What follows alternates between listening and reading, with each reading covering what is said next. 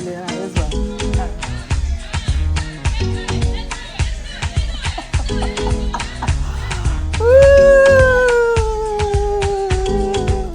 All right. We are just having fun on the program. I want my love to last. Don't we all want our love to last forever? Our marriages. That is exactly how God intended. That's how he planned. He said, for this reason, a man shall leave his mother, father, everybody, sisters, everybody, and cleave to the wife, and they live happily ever after. Once again, you are welcome to I Want My Love to Last Forever. My name is Lady Pastor Nora Sebunsu, and tonight I am here with a good friend, LP Leona Aban. Hi. Married to Mr. Aban. Powerful. Today we are going to be a little biased. Wives focus. Ladies, this is for you. Guys, I'm sorry, but it's all for your good. I mean, we are discussing a topic, something we call it what, LP Leona? Funky wives. Funky wife. Yeah, Funky wife. Who is a funky wife? As a wife who has purposed in her heart to make herself exciting, to please the husband, to heighten her office. That's it. LP Leona, what do you think of this? I think is it necessary? I think a funky wife is one who does not play in the house. Chai. Neither outside the house. Chai. So you're not joking, Hey. whether in or out. Yeah. Like we prioritize it, that this is our office. This is what God has given to us. In fact, she sees it as what? A call. Yes. Because someday she'll stand before God and give account. If you don't know, let me tell you. Well, today, the topic for our discussion is a bit controversial if you haven't married before. Yeah. Yeah, it is how to be liked Wow. by your husband. Wow. How to be liked by your husband. Look, if you haven't been married before, you would think that, is it not automatic? I mean, I'm your wife, you should like me.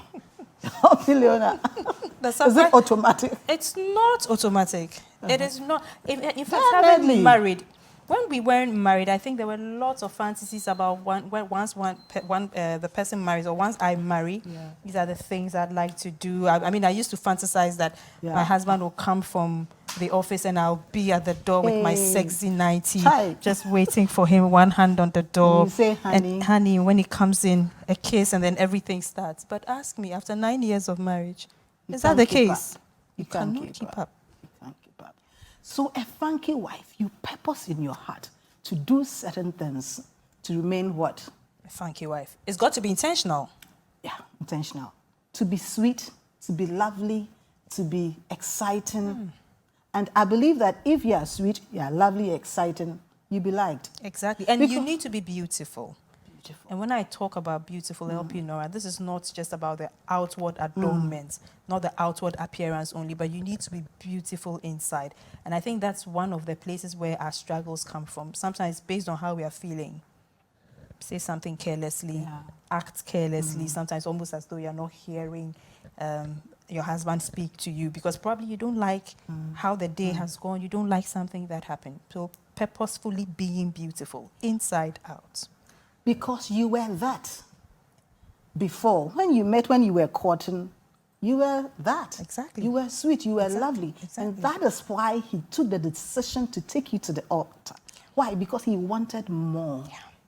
Now you enter into the marriage and a lot of things comes up and you become something else that he looks at you and, is she the same person? No, I'll tell Did you a I story. make a mistake? I'll tell you a story. Tell me, Leona. After a year of marriage, one thing we used to do, my husband told me, let's use holidays to just sort out any issues. Let's not bottle up things. Let's use holidays, sit down and talk. At the time, I mean, I didn't have a child yet, so of course, we had all the time in the world. And in the discussions, one of the times he told me that, you know, you're a very lovely person. I mean, when I saw you in church, I really liked you. You're always smiling. You're always happy. But when I married you, I realized you're not such a nice person. Oh, it hurts. LP Nora. So I began to look into myself, Okay. and I realized exactly what he was Okay. saying. You know, we have the tendency of sometimes your husband is giving someone a lift, and deep down within, you don't like don't it. You really just, like. just Especially let's if you go. don't like the person. Exactly. Sit in the car and let's go. But my husband is the type of person who wants to give lifts and, you know, help people and all of that. So at the beginning of marriage, when you show those traits, then you look into yourself and realize that you're not that nice, really. You're not that nice. Okay, ladies, as I said, it is wives' focus. Now, what do you do to be liked? Or what are you doing that is making your husband not like you? Yeah. Because many of us, our husbands do not like us. It's It's true. true. Now, let's do a little diagnosis. True. 1, to be sweet. Now, what does it mean to be sweet? Okay, I'll pick it from the level of what things do I consider sweet? I consider toffee sweets. I consider chocolates, honey. Today I was eating dates. Yeah. Dates with probiotic yogurt. Wow. You know, it doesn't taste well. Yeah. But the dates makes it taste It changes awesome. everything. And I think to be sweet is what is the factor that changes what is actually not there. So when you have toffee on your tongue, you definitely feel a certain attraction. Your tongue feels an attraction to it. To be sweet is to position yourself to be attractive. So attractive, not just in looks, but attractive in the way you talk, in the way you handle yourself at home, in the way you coordinate, you know, affairs, church, home, everywhere. Okay, Leona, I'm not cutting you, but let's be specific. To be sweet, I'm thinking that don't frown. Yeah. No, I mean, yeah. Don't frown. Naturally, yeah. Yeah. Naturally, you'd want to frown if you're not happy. Yeah. Look, you will frown because, I mean, you respond to things that are happening around you.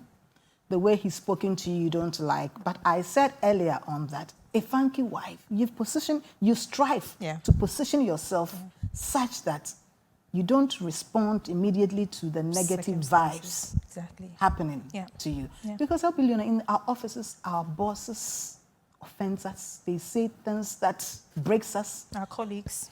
But then we keep nice faces, pleasant faces, and then we flow. Because you have taken a decision to remain that, isn't it? And respect your boss. And respect your boss. So that is it. I agree.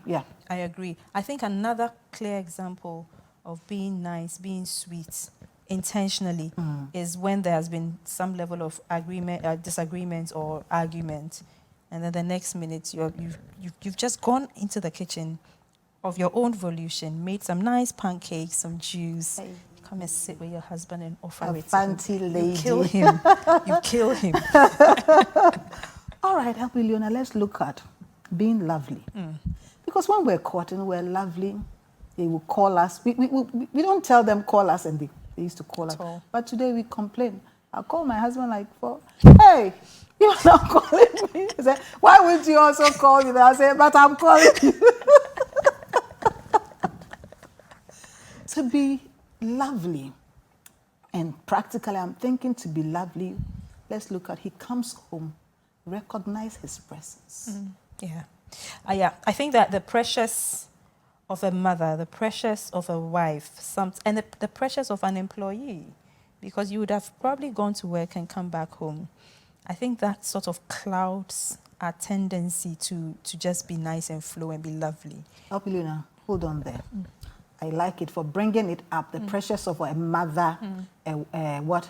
A mother, a wife, an employee. Okay. Before all these, the man wants a wife. Yeah. You were sweet, you were pleasant, and that is what I want forever. But often we think that being a mother or being a career woman can substitute for that. I'm bathing the children, I am cooking. Look, I have been married for, next month will be 21 years. But I'm telling you, it doesn't substitute at all. Yeah. You could do all the cooking, all the whatnot, but one smile, 1 minute focus on him. Excite him so much. I'm telling you. I totally agree. Like I'm cooking and I leave everything and then I come and sit with him. He's watching TV and we are there and you make his day. You can be in the kitchen the whole day, bring the food and... He's not happy. He doesn't want to eat. So all the hard work, all the effort. I totally agree. I recall when we're having marriage counseling, one of the main things that I cannot forget that was said to us. I think Bishop Fabian counseled that said that if your husband likes football and you're not interested in football, just for the sake of being a lovely wife, learn to love it. He's watching football, come and sit by him. I slacked totally. So it's very difficult. I mean, I realized later that because I'm not trying to like the things he likes, it's very difficult for me to actually sit down, spend time with him when he decides to watch TV. But you see, what we complain about, I'm cooking and my husband is there changing channels. You see, we are inward looking as women. We want to receive attention. We want to, but to be a funky wife, give attention. Yeah.